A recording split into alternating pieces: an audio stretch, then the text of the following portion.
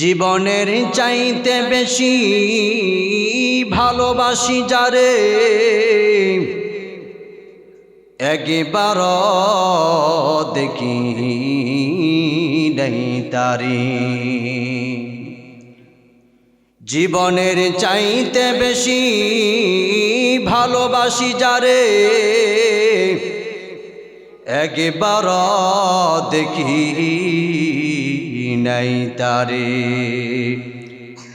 জানি না আমার ভালোবাসায় আছে কি ভুল, একবার হলে দেখা দাও হে প্রিয় রাসূল। পড়েন বালাগাল উলাবি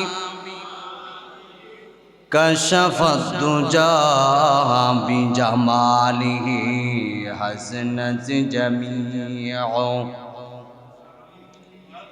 সাল্লু আলাইহি। আজ করব না কানি, এইভাবে দিন গেল চনি। কেমনে মোরা হিসাব দিব আল্লাহর কাছে, হিসাব যদি চাই,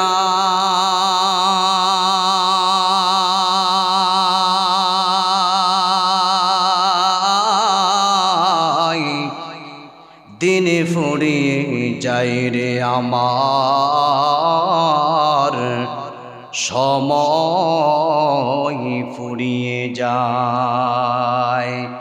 ওরে মানুষ তুমি মনে রেখো, একদিন তোমার এই সোনার তরি থাকবে না রে ভাই। মাটির দেহ মাটির সাথে মিশবে রে দোলাই। ওরে মানুষ তুমি মারা গেলে তোমার ছেলে কাঁদবে, মেয়ে কাঁদবে, কেঁদে বলবে বাবু, তবুও মানুষ তোমার বুকে দিবে রে মাটির চাপ। কিবা হলো দিবস রাতি দক্ষিণে বেলবায়,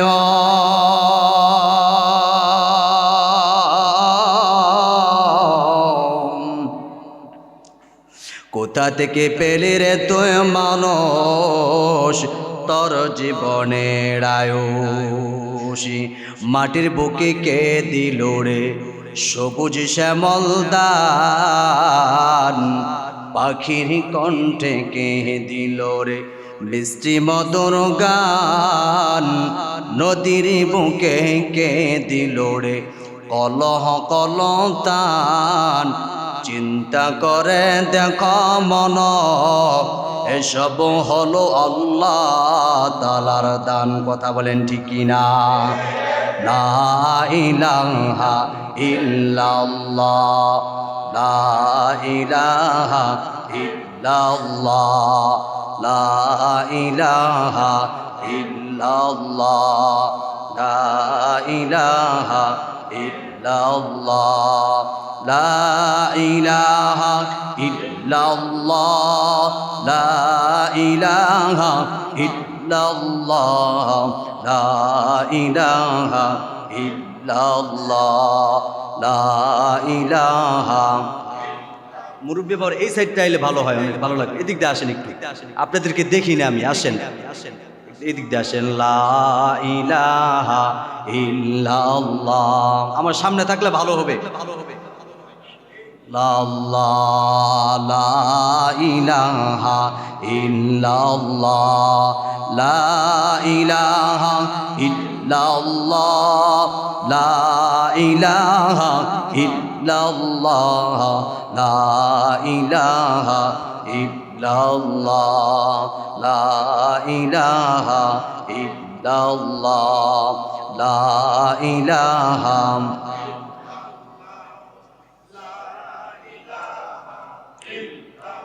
লা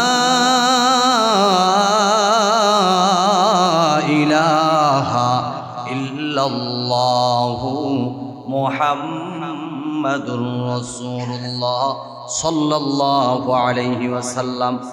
আলহামদুলিল্লাহ, দারুস সুন্নাহ মাদ্রাসা উদ্যোগে আয়োজিত আজকের বাৎসরিক ওয়াজ দোয়ার মাহফিল। আজকের মাহফিলের আমন্ত্রিত ওলামায়ে কেরাম, জাতির রাহাবার, জাতির শ্রেষ্ঠ সন্তান ওয়ারাসাতুল আম্বিয়া হযরতে ওলামায়ে কেরাম, অত্র এলাকার মুরব্বী বাবারা, বিভিন্ন মাদ্রাসা, স্কুল, কলেজ, ভার্সিটি, ইউনিভার্সিটি শিক্ষাঙ্গন থেকে আগত মোকাররমা সম্মানিত শিক্ষক মণ্ডলী, আমার সামনে উপবিষ্ট, আমার অতি কাছের, অতি নিকটের, অতি মোহাব্বতের, হৃদয়ের গহীনে যাদের স্থান, মনের মনে কুঠায় যাদের জায়গা, হীরকখণ্ড যাদের সৌন্দর্যটাকে হার মানিয়ে দেয়, তারুণ্যের উচ্ছ্বাস নিয়ে যৌবনের উদ্দীপনা কিনে আগত ইসলাম ও মুসলমানদের দুর্দিনের সিপাহ সালা দায়িত্ববান পালনকারী খালেদ বিন ওলীদ রাহিমাহুল্লাহর উত্তরসূরি, গাজী সালাউদ্দিন আইয়ুবী, জামালউদ্দিন আফগানী রাহিমাহুল্লাহর উত্তরসূরি, তারেক বিন জিয়াদ, মোহাম্মদ বিন কাসেম রাহিমাহুল্লাহর উত্তরসূরি, আমার নওজোয়ান তরুণ যুবক বন্ধুগণ, মুরব্বী বাবারা, পর্দার আড়ালের অবস্থানগতা মা খাদিজাতুল কুবরা রাদিয়াল্লাহু তাআলার উত্তরসূরি, আমার মা ও বোনেরা, আল্লাহ রাব্বুল আলামিনের আযীমুন শান দরবারে লাখো কোটি শুকর গুজার করছি যে আল্লাহ রাব্বুল আলামিন আজকের এই জান্নাতি বাগানে আসবার বসবার তৌফিক দান করেছেন। এজন্য মুসলমান হিসাবে আওয়াজকে উঁচু করে, উঁচু কণ্ঠে, দিলটাকে প্রশস্ত করে, প্রাণ ভরে আমরা সকলেই আল্লাহকে রাজি এবং খুশি করবার জন্য শুকর আদায় করি, সকলেই পড়ি আলহামদুলিল্লাহ। এখানে আসতে পেরে খুশি না বেজার? আর এখানে তো আসার তাদেরকে তৌফিক দান করবেন যাদেরকে আল্লাহ ভালোবাসেন, মহব্বত করেন, পিয়ার করেন। কি বলেন আপনারা? খোলা ময়দানে সবাই বসতে পারে, অনেকেই নামাজও পড়ে না, কিন্তু দেখবেন ওয়াজ মাহফিল হলে আল্লাহর বান্দা সেখানে বসে পড়েন। কিন্তু মসজিদ এমন একটা জায়গা, অনেকেই ভয়ে কিন্তু মসজিদে ঢুকে না। কি বলেন আপনারা? গুনাহ হবে, আমি নাপাক, আমার লুঙ্গি নাপাক, এই ভয়ে অনেকেই ঢুকে না। যাই হোক, অনেকে বাইরের থেকে শুনতেছেন, ভিতরে যারা আসছেন, আল্লাহ সকলকে এই মাহফিলটা হেদায়েতের জরিয়া বানায় দিন। আমাদের দাম আছে না নাই? আমাদের দাম দুনিয়া তো আছে, উপরও আছে, কারণ আমরা হলো মুসলমান। আমরা কি মুসলমান? মুসলমানের দাম আছে না নাই? মুসলমান মারা যাবে তো আল্লাহর তৈরি জান্নাতে চলে যাবে, তবে কিছু কাজ করতে হবে। কি বলেন আপনারা? কিছু কাজ করতে হবে। কাজ না করলে তো আপনার দাম থাকবে না। তখন তো আপনার নামে মুসলমান, কাজে মুসলমান হলেন না।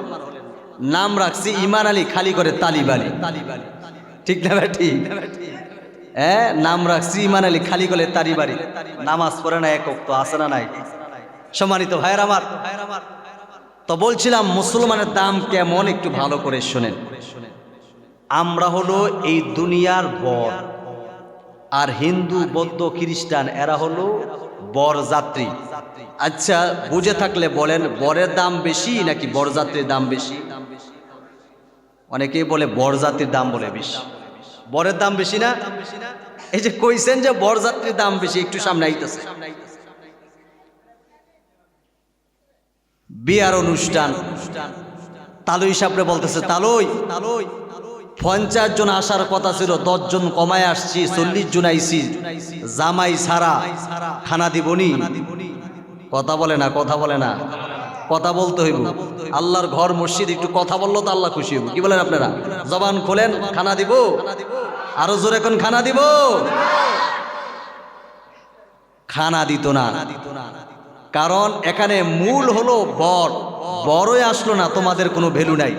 আচ্ছা বলেন, বরকে যদি নিয়ে যান আর যদি বলেন তালই বর সহকারে আসছি, খানা দিব কিনা? খানা তো দিবে। কি আপ্যায়ন করবে? গরুর গোশত, মুরগির গোশত, পোলাও, কাবাব, টিক্কা, আবার সালাদ আছে, পাশাপাশি আবার পেঁয়াজের কুচকুচও আছে।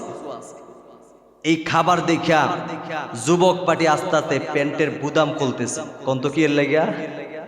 খাওনের লাগে। কিসের লাগিয়া? খাওনের লাগে। মুরব্বীরা আস্তে আস্তে লুঙ্গির গিট্টু হস করতেছে। কিসের লাগিয়া? খাওনের লাগিয়া। আচ্ছা বলেন, পেটটা বইরা সবাই খাইছে, পেটটা বইরা সবাই খাইছে। জামাই ওই যে একে প্যান্ডেলের কর্নার থেকে মুখে ডিবলা দিয়া বলে, জন্মের খাওয়া খাইয়ালো, আজকের পর থেকে আগামীকাল আর এই বাড়ির খাবার খাইতাতি না। এই বাড়ির যত দেশি মুরগি আছে সব আমার মাছ ভান্ডারিতে হজম হইব। ঠিক না ভাই? ঠিক পেটটা মাছ ভান্ডারি কইলাম কে লাগে? এটা মাছ কানা না, আবার ওই যে চট্টগ্রামের মাছ ভান্ডারি মনে করেন না, এই ফ্যাটটা মাছ ভান্ডারি কইলাম মাছ ভান্ডারিতে জমাইব। আচ্ছা বলেন, সবাই খাইলো, জামাইও খাইলো, এই বাড়ির কুকুর বিড়াল খায় নাই? এরও তো খাইছে। কুকুর হাড্ডি খাইছে, কাটা খাইছে, সব খাওয়ার পরে দেখবেন মাঝে মাঝে কুকুরে যদি একটু তাড়াইবার জন্য যান, দেখবেন অনেক সময় খামসি দিবার চায়, মারবার চায়, ধরবার চায়। কথা বলেন ঠিক না ভাই? ঠিক। এই কুকুর মাঝে মাঝে দেখবেন জামার জুতা কামড় দিয়া লইয়া জায়গা। যার উসিলায় খাইলো, যার উসিলায় এত মজা করে খাইলো, তারেই ধরবার চাই, তারেই মারবার চাই।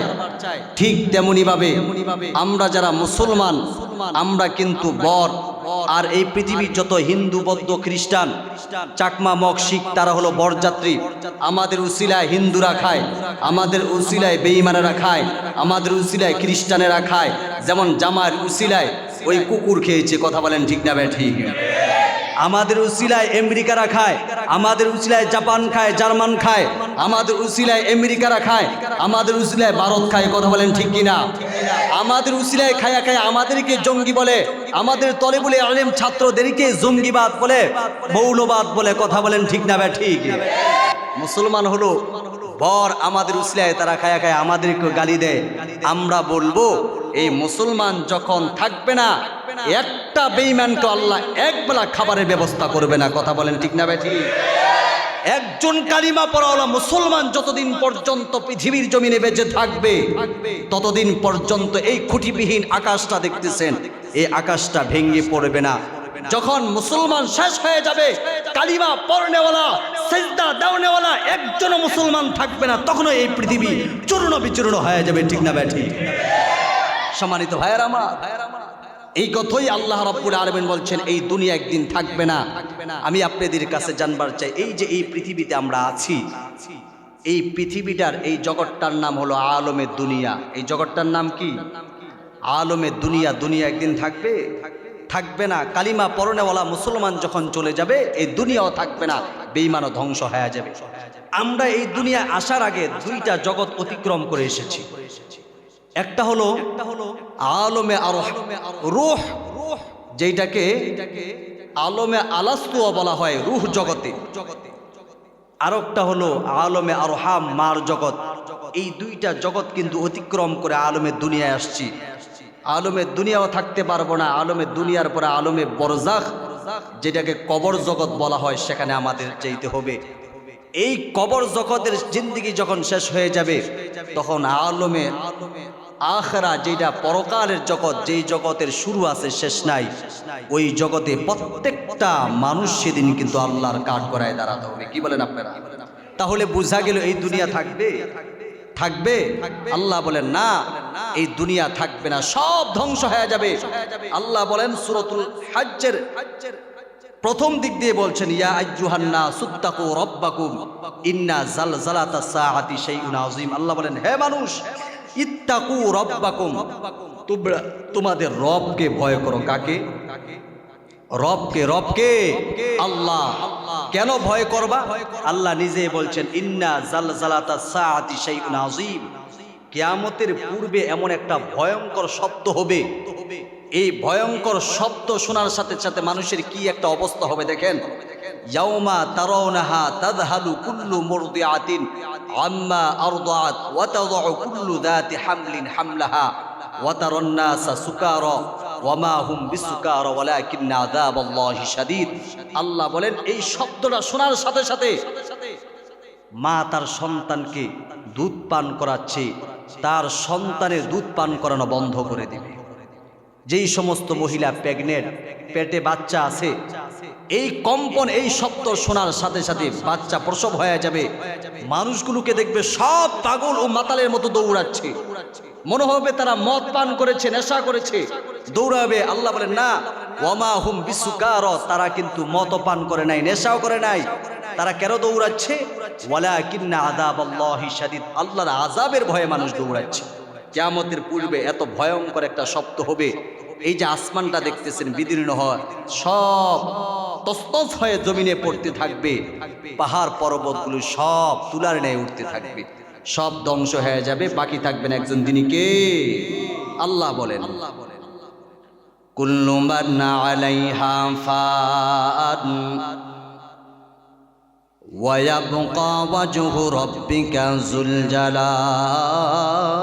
ওয়াল ইকরাম। এর নবীর উম্মতের দল, আল্লাহ রাব্বুল আলামিন বলেন আমি যখন হযরত ইসরাফিলকে বলবো, ইসরাফিল তুমি তোমার সিংহায় ফুৎকার দাও। মুসলমান ভাইরা আমার, হযরত ইসরাফিল আলাইহিস সালাতু ওয়াস সালাম সিংহা নিয়ে বসে আছে। কখন আসমানের মালিক রব্বে কারীমের পক্ষ থেকে হুকুম হবে, আল্লাহ যখন হুকুম দিয়া দিবে, হযরত ইসরাফিল আলাইহিস সালাতু ওয়াস সালাম একটা সেকেন্ডও দেরি করবে না, উনি ওমার সিংহায় ফুৎকার দিবে। মুসলমান, সিংহাটা কত বড়, হাদিস শরীফে এসেছে এত বিশাল বড় সিংহা, বলে আসমান এবং জমিন যদি গোলাকার করা হয় এর চাইতে বড় সিংহা নিয়ে হযরত ইসরাফিল অপেক্ষায় আছি। আসমানের মালিক রব্বে কারীমের পক্ষ থেকে যখন আদেশ হয়ে যাবে, ইসরাফিল তুমি তোমার সিংহায় ফুৎকার দাও।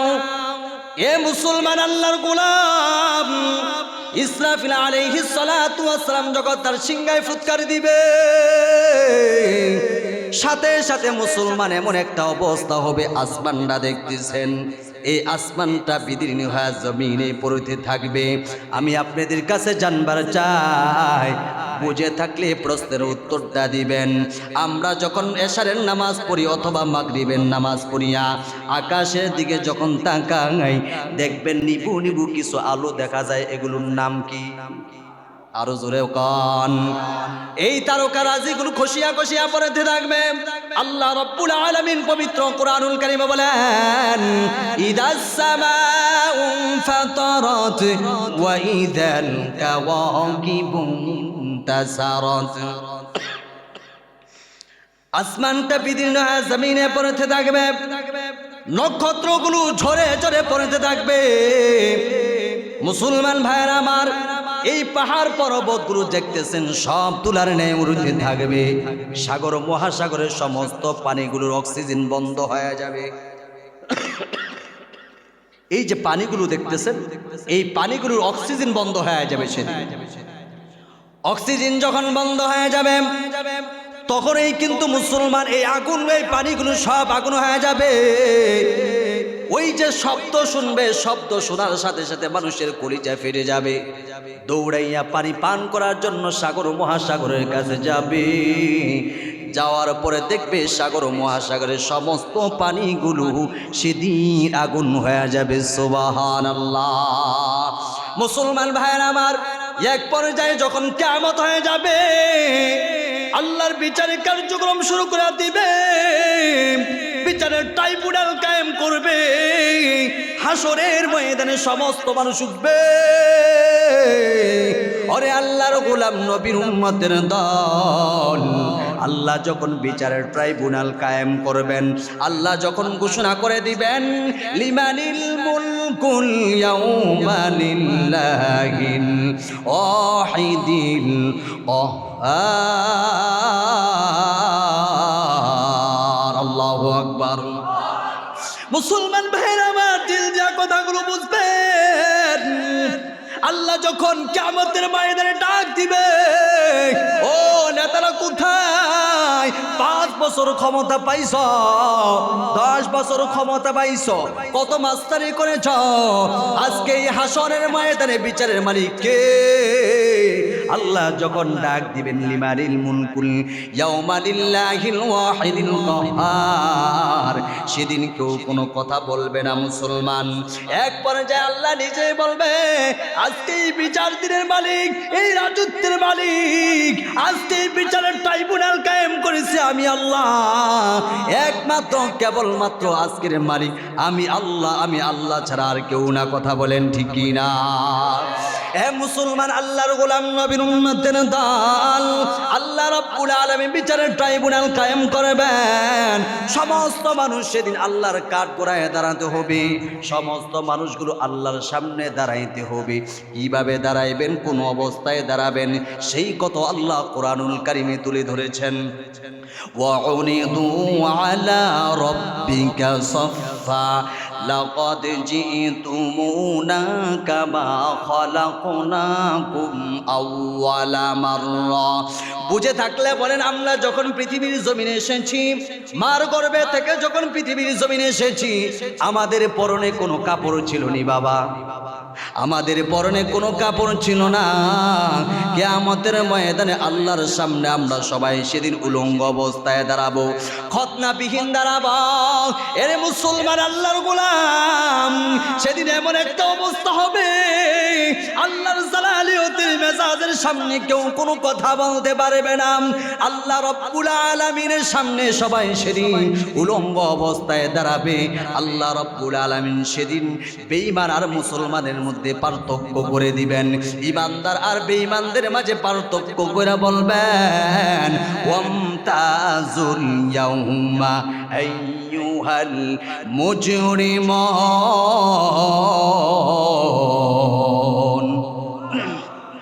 আল্লাহ রাব্বুল আলামিন সেদিন বলবেন, এই বেঈমানের দল কই, আজকে আমার মুমিন বান্দার থেকে পৃথক হয়ে যাও।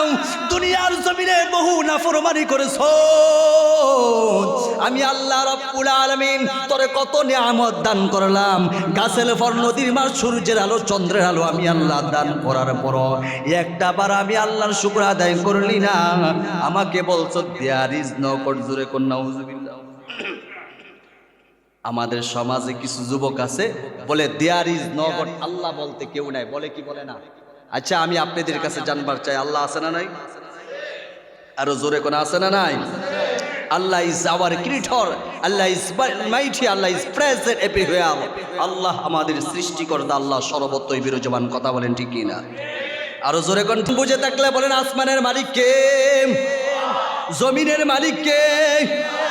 এ রাত্র যাওয়ার পর দিন আনে কে? দিন যাওয়ার পর রাত আনে কে? আচ্ছা মানুষ বলো দেখি, রাত্রি কেন কালো? সূর্যমণি কোথা থেকে পেল এত আলো? পশু পাখি কয় না কথা, মানুষ কেন কয়? আচ্ছা মানুষ বলো দেখি কেমন করে হয়? দুধ কেন এত সাদা, মরিচ কেন জাল? আমগুলো সব পাকলে পরে কেমনে হয় তা লাল? ডিমগুলো সব একই রঙের, পার্থক্য নাই মোটে, সাদা কালো বাচ্চাগুলো কেমন করে ফুটে? আমরা সবাই বাস করি বা এই দুনিয়া রঙে, হাতের লেখা মুখের চেহারা মিলে না কারো সঙ্গে, আর মিলে না গলার কণ্ঠ, বৃদ্ধাঙ্গুলের টিপ। আল্লাহ তাআলা একজন আছে, প্রমাণ হলো ঠিক। আর আওয়াজ দিয়ে বলেন ঠিক না ঠিক? এ মুসলমান, আল্লাহর গোলাম, নবীর উম্মতের দল, আল্লাহ বেঈমানদেরকে ডাক দিয়ে বলবে, বেঈমানের দল ভালো করে শোন, দুনিয়ার জমিনে অনেক নিয়ামত দান করেছি, চোখ দান করলাম আমি আল্লাহ রাব্বুল আলামিন। আমি আল্লাহর চোখ পাওয়ার পরও এত দামি দামি নিয়ামত দান করলাম। এরে বান্দা, তোর চোখের দিকে তাকায়া দেখ, এমন ব্যাটারি চার্জ করে দিলাম, মরণের আগ পর্যন্ত এই চোখের আর কোনো চার্জ দিতে হয় না। ঠিক না ঠিক? আল্লাহ বলেন, আমি তোর দুইটা হাত দিলাম, এই দুইটা হাতের ভিতরে 5-5টা আঙ্গুল দিলাম।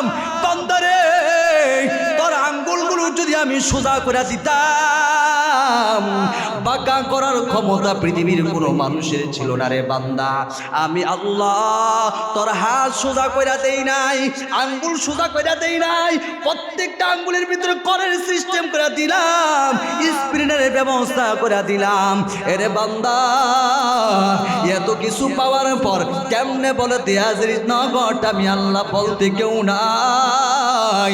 বান্দা তোর 24টা ঘন্টা জিব্বার দিকে তাকায় থাকি, তোর মারে মা বলে যখন ডাক দে তোর মার কলিজা ঠান্ডা হয়ে যায়, তোর বাবারে বাবা বইলা যখন ডাক দেস তোর বাবার কলিজা ঠান্ডা হয়ে যায়। বান্দারে 24টা ঘন্টা আমি তোর এই জিব্বার দিকে তাকায় থাকি। এই জিব্বায় এমন একটা মিশিং ফিট করে দিছি, যখন এই জিব্বা দিয়া তুই ওই মুসলমান বগুড়ার দই খাস তখন মজা এক রকমের, টাঙ্গালের চমচমা খাইলে মজা আর এক রকমের, কি বলেন আপনারা, কুমুল্লার রসমালাই খাইলে মজা আর এক রকমের, তিতা খাইলে অটোমেটিক এই জিব্বাটা বলে দেয় এটা তিতা, মিষ্টি জিনিস খাইলে অটোমেটিক বলে দেয় এটা মিষ্টি। আল্লাহ বলে বান্দা এত দামি একটা মিশিং তোর আমি আল্লাহ জিব্বার মাইদে দান করলাম। এই জিব্বাটা দিকে 24টা ঘন্টা তাকায় থাকি, কখন এই জিব্বাটা নারায় নারায় আমি আল্লাহরে আল্লাহ বইলা ডাক দিবি। বান্দারে যখন তুই আমি আল্লাহরে আল্লাহ বলে ডাক দিস, এ বান্দা ভালো করে শোন, আমি আল্লাহ ডাক দিয়া বলতে থাকি রে ফেরেশতাদের শোন, আমার বান্দা আমি আল্লাহকে আল্লাহ বইলা ডাক দিছে। ও ফেরেশতারা তোমরা তো বলেছ মানুষ বানানোর কোনো প্রয়োজন নাই, এই মানুষগুলো মারামারি কাটাকাটি হারাহারি মামলা মোকদ্দমা ভাই ভাইয়ের ভিতরে দ্বন্দ্ব লাগায় দিবে, তাকায়া দেখ আমার বান্দা আমাকে আল্লাহ বইলা ডাক দিছে। আমি আল্লাহ রাব্বুল আলামিন আমার বান্দার জীবনের সমস্ত গুনাহ খাতা মাফ করে তাকে জান্নাতি মেহমান বানায় দিলাম। या इलाही मुझसे मुझको दूर कर, ताकि देखो मुझके तुझको एक नजर, तू मेरा गफ्फार है तू मेरा सत्तार है। কথা বলেন ঠিক কি না? মুসলমান ভাইরা আমার, ওই হাসরের ময়দানে আল্লাহ বলবেন হে বেঈমানের দল তোরা কই, আজকে আমার মুমিন বান্দা থেকে পৃথক হয়ে যাও। ওয়ামতাজুল ইয়াউমা আইয়ুহাল মুজরিমুন। আল্লাহ রাব্বুল আলামিন যখন বেঈমানদেরকে লক্ষ্য করে বলবেন আমার মুমিন বান্দা থেকে পৃথক হয়ে যাও। মুমিন বান্দা শীতের রজনীতে আরামের ঘুম হারাম করিয়া ওই যে ঠান্ডা পানি দিয়া ওযু বানায়া আসরের নামাজ পড়লো, মাগরিবের নামাজ পড়লো, ইশার নামাজ পড়িয়া আমার বান্দা ওই ঘুমের ঘরে যাই নাই, ওয়াজ মাহফিলে বসে পড়েছি। ও বেঈমান ভালো করে শোন, তোদের দুইটা হাত দিয়েছি, মুমিনদের দুইটা হাত দিলাম, আজকে আমার মুমিন বান্দা থেকে তোরা পৃথক হয়ে যাও। আল্লাহ যখন এই ঘোষণা করবেন মুসলমান তাফসীরের কিতাবের মাঝে লেখেন ওই সময় মানুষের এমন একটা অবস্থা হবে বেঈমানরা কবুতরের লোসার মতো থর থর থর করে কাঁপতে থাকবে, আল্লাহর জালালিয়তের মেজাজের সামনে কিন্তু কেউ কথা বলতে পারবে না। বলছিলাম মুসলমান আল্লাহর সামনে সবাই উলঙ্গ অবস্থায় খতনাবিহীন দাঁড়াবে। আম্মা জান হযরত আয়েশা সিদ্দিকা রাদিয়াল্লাহু তাআলা আনহা পয়গম্বর আরবিকে ডাক দিয়ে কয় স্বামী আমার, শুনেছি কিয়ামতের ময়দানে নাকি সমস্ত মানুষগুলো উলঙ্গ অবস্থায় থাকবে, পরনে নাকি কোনো পোশাক থাকবে না। নবী গো কিয়ামতের ময়দানে যদি মানুষগুলো উলঙ্গ অবস্থায় থাকে তাহলে কি লজ্জা করবে না? সেদিন ভাই থাকবে, বন্ধু থাকবে, আত্মীয় স্বজন থাকবে, শ্বশুর থাকবে, সেদিন কি লজ্জা করবে না? আল্লাহর পয়গম্বর ডাক দিয়ে কয় আয়েশা রে, সেদিন এমন একটা অবস্থা হবে কে কাপড় পরা কে কাপড় ছাড়া সেদিন তাকাইবার সুযোগ থাকবে না। এ আয়েশা সেদিন কে কাপড় পরেছে তাকাইবার কোনো সুযোগ থাকবে না। আল্লাহ রাব্বুল আলামিন কোরআনুল কারীমে বলেন ফি ইয়াউমিন কানা মিকদারুহু 50 আলফা সানা। আয়েশা রে, কিয়ামতের ময়দানে প্রত্যেকটা মানুষই তার নিজ নিজ পায়ের উপর ভর করে 50,000 বছর উপরের দিকে তাকায় থাকবে। কে কাপড় পরা, কে কাপড় ছাড়া নিচে তাকাইবার সেই সুযোগটুকু হবে না। 50,000 বছর উপরের দিকে তাকায় থাকবে, কম না বেশি? মুসলমান আল্লাহর গোলাম, দিল দিয়া কথাগুলো বুঝবেন। আমি আমার মূল পয়েন্টের দিকে চলে যাচ্ছি। 50,000 বছর উপরের দিকে তাকায় থাকবে মুসলমান, সমস্ত মানুষ উলঙ্গ। সেদিন এমন একটা অবস্থা হবে, আজকে সূর্যটা দেখতেছেন 9,30,00,000 মাইল উপরে, এই সূর্যটা কিয়ামতের ময়দানে মাথার উপরে চলে আসবে। ওই সূর্যের তাপে মানুষের মাথার মগজগুলো টকবক টকবক করতে থাকবে। এক পর্যায়ে সূর্যের তাপে মানুষের মাথার মগজগুলো এই যে নাকের ছিদ্র দিয়া, কানের ছিদ্র দিয়া বেয়ে বেয়ে পড়তে থাকবে। মুসলমান ভাইয়েরা আমার, ওই সূর্যের তাপে মানুষের মগজগুলো নাকের ছিদ্র দিয়া, কানের ছিদ্র দিয়া বেয়ে বেয়ে পড়তে থাকবে। শুধু তাই নয়, ঠাকুরে হাপুডুবু খাইতে থাকবে। আবার কারো ঘাম মাথা পর্যন্ত চলে আসবে, কারো ঘাম কোমর পর্যন্ত চলে আসবে। ওরে আল্লাহর গোলাম, নবীর উম্মতের দল, ওই সূর্যের তাপে মানুষের করে যাবে। সমস্ত হাসরবাসীরা মনে মনে চিন্তা করবে, আল্লাহ যদি আজকে বিচারে কার্যক্রম শুরু করে দিত, যারা জান্নাতি তারা জান্নাতে চলে যাইত, যারা জাহান্নামী তারা জাহান্নামে চলে যাইত। তারপর এই হাসরের ময়দানে কষ্ট আমাদের সহ্য হয় না। হাসরের ময়দানের এই কষ্টটা মানুষ সহ্য করতে পারবে না, অতিষ্ঠ হয়ে যাবে। কিন্তু তারা আদম আলাইহিস সালাতু ওয়াস সালামের কাছে যায়। আমি আপনাদের কাছে জানবার চাই, হযরতে আদম আলাইহিস সালাতু ওয়াস সালামের আমাদের পিতা কিনা? আরো জোরে কোন পিতা কিনা? হযরতে আদম পয়গম্বর আমাদের পিতা। সমস্ত হাসরবাসীরা সন্তান হইয়া আদম পয়গম্বরের কাছে যাবে। আদম পয়গম্বরকে লক্ষ্য করে বলবেন, আনতা আবুল বাশার খলাকাল্লাহু বিয়াদি ওয়া নাফাকা ফীকা মির রূহিহি ওয়া আমারুল মালাইকাতা ফাসাজাদু লাক ইশফা লানা ইলা রাব্বিকি। সমস্ত হাসরবাসীরা হযরতে আদম পয়গম্বরকে লক্ষ্য করে বলবেন, আদম পয়গম্বর, আপনি হলেন আমাদের পিতা। ও আদম পয়গম্বর, বিয়াদি, আল্লাহ রাব্বুল আলামিন আপনাকে নিজ কুদরতি হাতে বানাইছেন। ওয়া নাফাকা ফীকা মির রূহিহি, আপনার দেহের ভিতরে রূহ ফুঁকে দিয়েছেন। ওয়া আমারুল মালাইকাতা ফাসাজাদু লাক। আদম পয়গম্বর, আল্লাহ রাব্বুল আলামিন আপনাকে এত সম্মান, এত ইজ্জত দান করেছেন, সমস্ত ফেরেশতাদেরকে অর্ডার করেছিল ওই জান্নাতে আপনার সামনে সিজদা করবার জন্য। সেদিন আল্লাহ তাআলার হুকুমে আপনার সামনে সমস্ত ফেরেশতা সিজদা করছে। আপনাকে আল্লাহ কত সম্মান, কত ইজ্জত দান করেছে। ইশফা লানা ইলা রাব্বিক। আদম পয়গম্বর, ও আমাদের পিতা, আজকে হাসর করে দেয়, যারা জান্নাতি তারা জান্নাতে চলে যাক, যারা জাহান্নামী তারা জাহান্নামে চলে যাক। তারপর এই হাসরের ময়দানে কষ্ট আমাদের সহ্য হয় না। সেদিন মুসলমান হযরতে আদম পয়গম্বর কি উত্তর দিবেন ভালো করে শুনেন। আদম পয়গম্বর সেদিন আমাদেরকে লক্ষ্য করে বলবেন, ওয়াকুল্লা ইয়া আদম উসকুন আনতা ওয়া যাওজুকাল জান্নাতা ওয়া কুলা মিনহা রাগাদান হাইসু শি'তুমা ওয়া লা তাকরাবা হাযিহিশ শাজারাতা ফাতাকুনা মিনাজ জালিমিন। এ হাসরবাসীরা ভালো করে শোনো, আল্লাহ জান্নাতে থাকার জন্য আমাকে অনুমোদন দিয়েছিল। আদম, তুমি তোমার বিবিকে নিয়ে জান্নাতে বসবাস করো। জান্নাতে যেখানে যেতে মনে চায় যাও, কোনো বাধা নাই। যে উদ্যানে যেতে মনে চায় যাও, কোনো বাধা নাই। যেই ফল খাইতে মনে চায় খাও, কোনো বাধা নাই। তবে সাবধান, ওয়ালা তাকরাবা হাযিহিশ শাজারাতা ফাতাকুনা মিনাজ জালিমিন। আদম রে, ওই যে তাকায়া দেখ, জান্নাতের পাশে একটা গাছ আছে, ওই গাছটার নাম হলো গন্ধম গাছ। ওই গাছের কাছে কিন্তু যাইবা না, ওই গাছের ফল খাইবা না, যদি খাও জালেমদের অন্তর্ভুক্ত হয়ে যাইবা। ও হাসরবাসীরা, সেদিন আমি শয়তানের ওয়াসওয়াসায় পড়ে ওই গন্ধম ফল খেয়ে ফেলেছিলাম। আজকে এই কঠিন মুসিবতে আল্লাহ যদি আমারে জিজ্ঞাসা করে, আদম তুই কেন ওই গন্ধম ফল খাইলি, আমি আল্লাহর কাছে কি জবাব দিব? আমার কাছে কোনো জবাব নাই। আজকে আমি নিজেই ইয়া নাফসি করতেছি, তোমাদের পক্ষ হইয়া আজকে আমি কোনো সুপারিশ করতে পারবো না। আদম পয়গম্বর দূর দূর করে তাড়ায়া দিবে, বলবে যাও নূহ পয়গম্বরের কাছে চলে যাও। সমস্ত হাসরবাসীরা নূহ পয়গম্বরের কাছে আসবেন।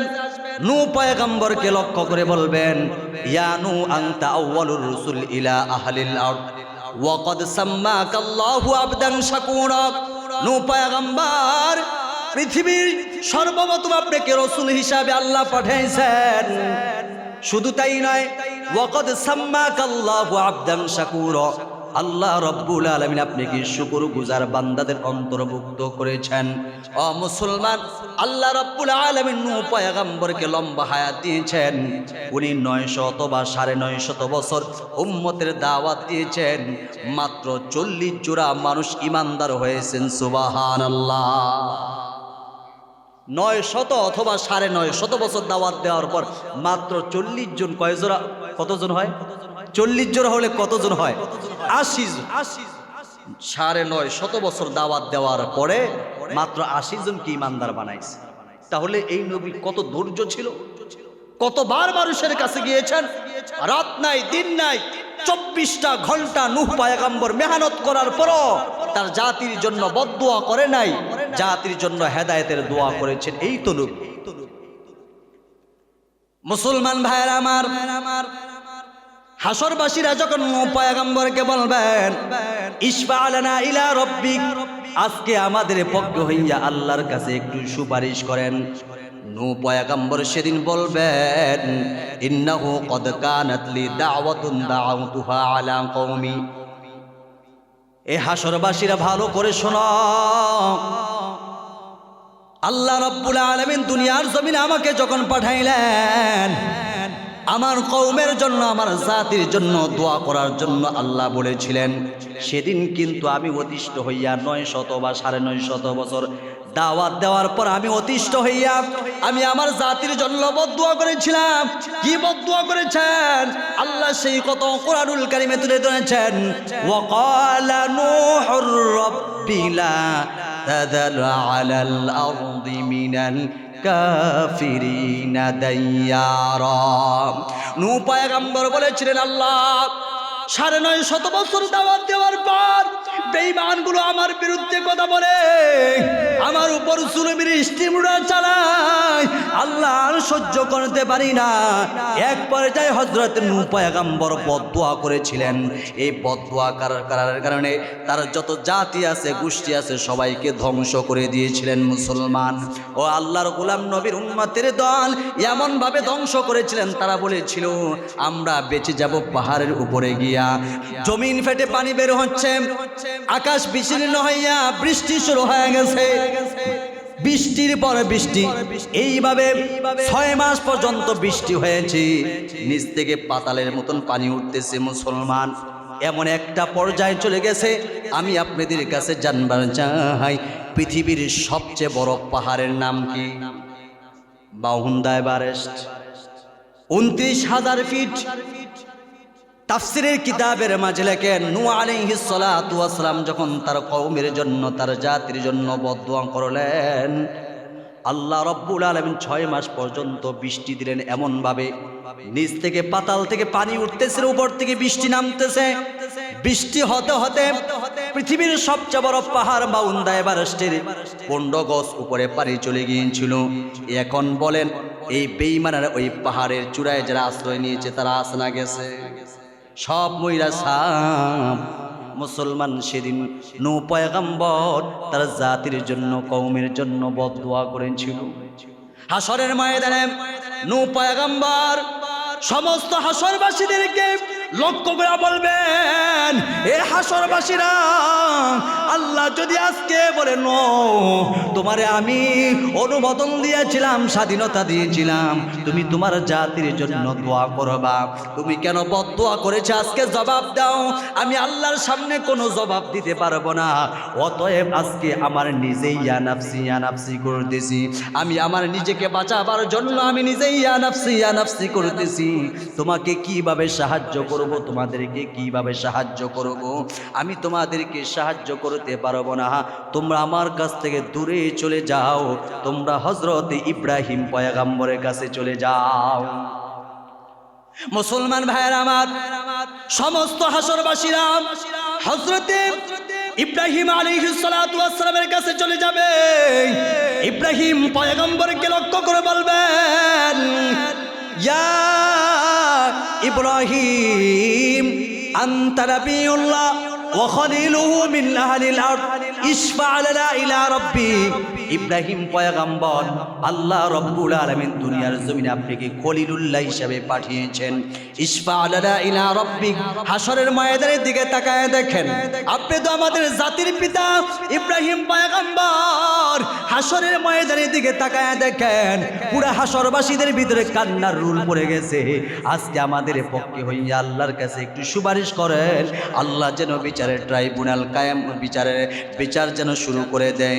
যারা জান্নাতি তারা জান্নাতে চলে যাক, যারা জাহান্নামী তারা জাহান্নামে চলে যাক। সেদিন হযরত ইব্রাহিম পয়গম্বর বলবেন, ও হাসরবাসীরা, দুনিয়ার জমিনে আমি সুস্থ ছিলাম, আমি বলেছি ইন্নী সাকিম, আমি অসুস্থ। আমি সেদিন সুস্থ থাকার পরও কাফের বেঈমানদের সামনে এই কৌশল অবলম্বন করেছিলাম।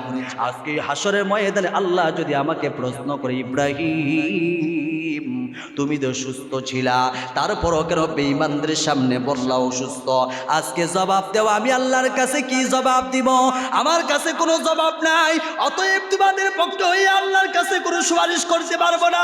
যাও মূসা পয়গম্বরের কাছে চলে যাও।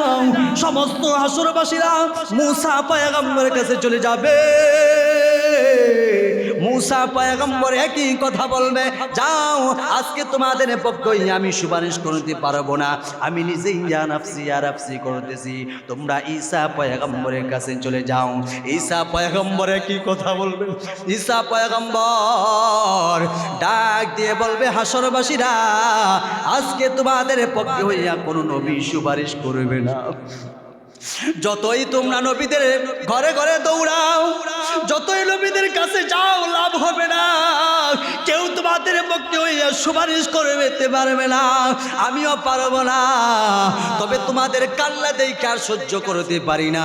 হাসরের ময়দানটা কান্নার রুল পড়ে যাবে মুসলমান। সেদিন হযরত ঈসা পয়গম্বর ডাক দিয়ে বলবে, এ হাসরবাসীরা, তবে তোমাদেরকে একটা পরামর্শ দিতে পারি। যাও মুহাম্মাদুর রাসূলুল্লাহ সাল্লাল্লাহু আলাইহি ওয়াসাল্লামের কাছে যাও, যিনি হলো আফতাবে নবুয়ত, শাহেনশাহে রিসালাত, সুলতানুল মদিনা, মক্কা ওয়ালা নবী, মদিনা ওয়ালা নবী। সমস্ত নবী রাসূলদের মাথার মুকুট, বদরুদ্দুজা, শাহেনশাহে রিসালাত মুহাম্মাদুর রাসূলুল্লাহ। কারো জবান বন্ধ করে রাখবেন না, সকলেই পড়ি সাল্লাল্লাহু আলাইহি ওয়াসাল্লাম। আরো মোহাব্বতের সাথে পড়েন সাল্লাল্লাহু আলাইহি ওয়াসাল্লাম। বলবে, যাও আজকে মুহাম্মদ ছাড়া কেউ আল্লাহর সামনে কথা বলতে পারবে না, তোমাদের পক্ষে হইয়া কেউ সুপারিশ করতে পারবে না।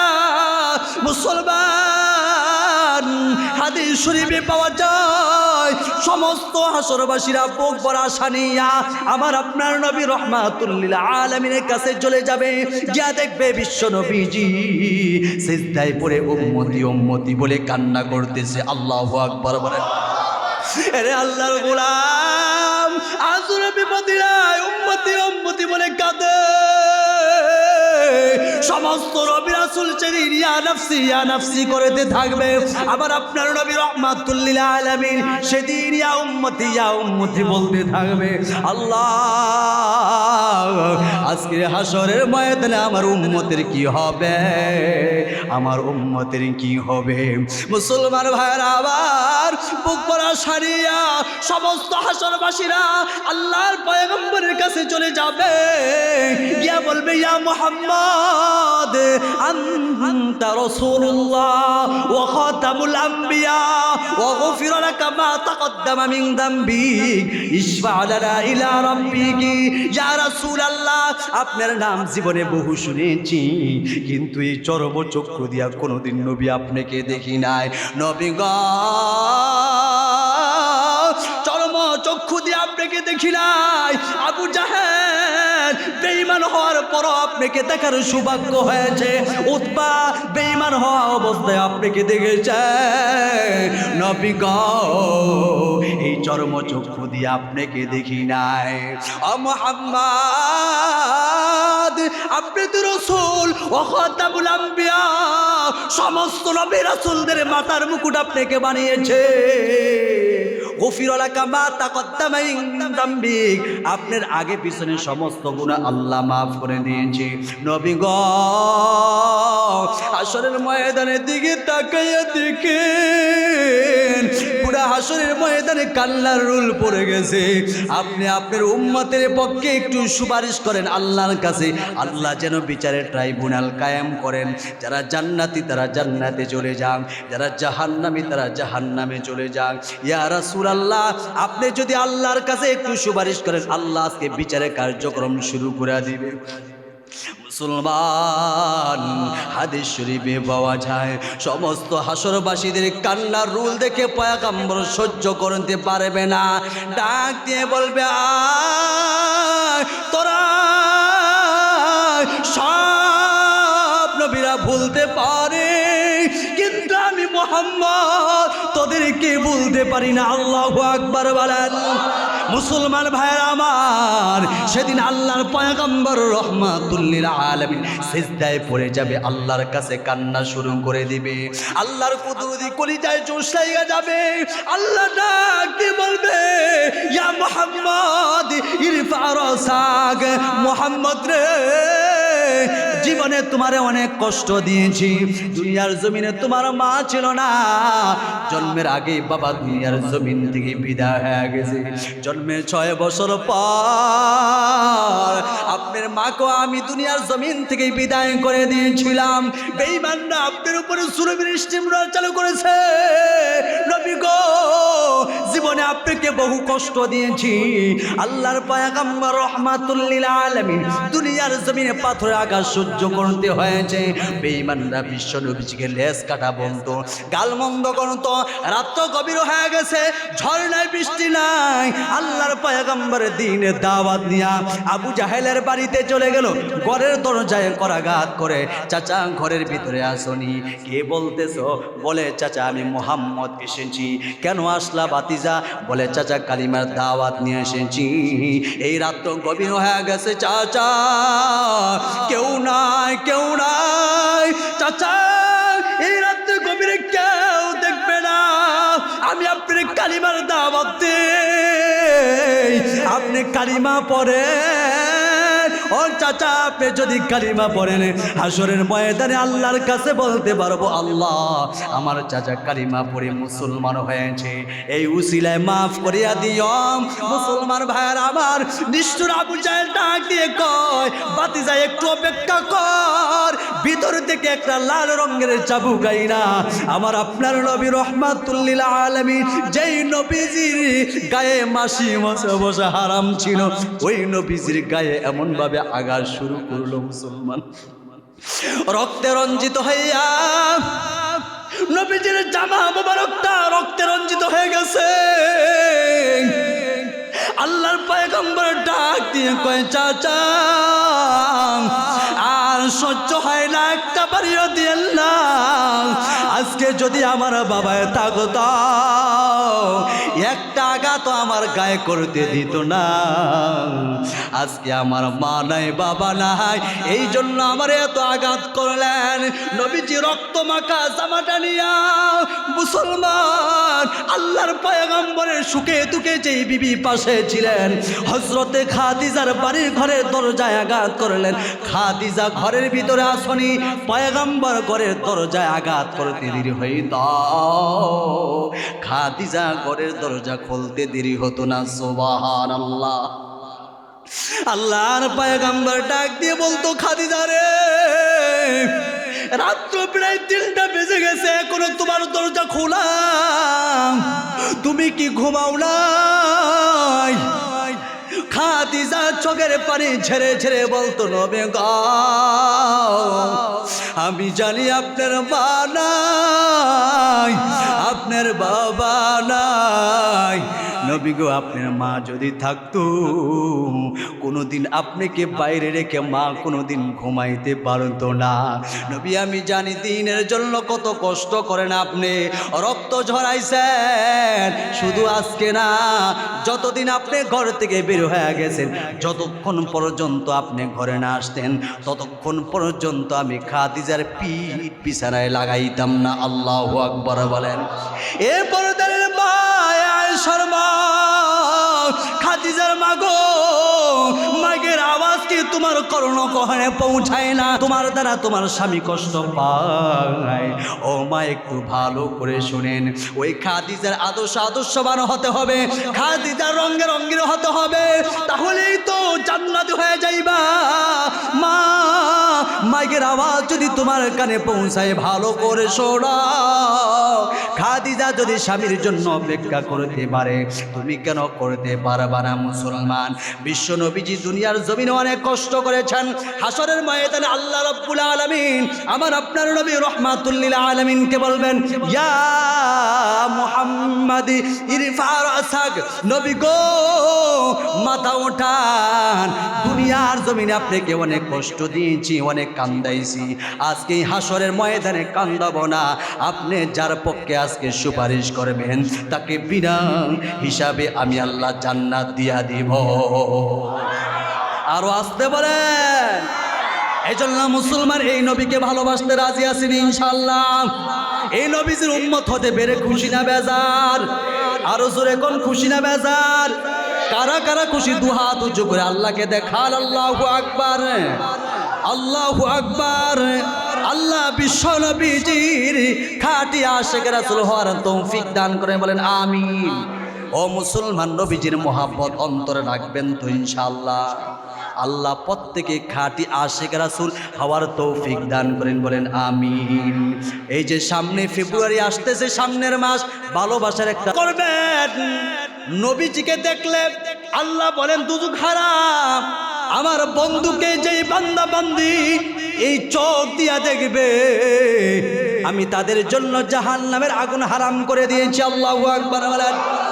এই জন্য এই নবীজিকে পাওয়ার জন্য একটা আমল বেশি বেশি করব ইনশাআল্লাহ। করবেন ইনশাআল্লাহ?